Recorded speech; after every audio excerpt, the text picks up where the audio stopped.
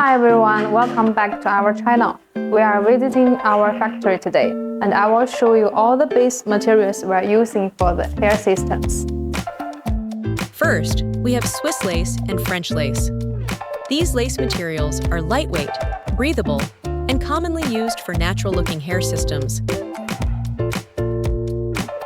Next is German net, which provides a stable structure and is often used in hair system construction. For mono bases, we normally use fine mono and superfine mono. Mono materials are known for their strength, breathability, and natural appearance. We also use Chinese silk mono, which creates a more realistic scalp effect with a smooth and refined finish, often used in premium silk top-based designs. Another structure is skin gauze, a three-layer system: skin plus mesh plus skin. This construction improves durability while keeping a natural appearance and flexible movement.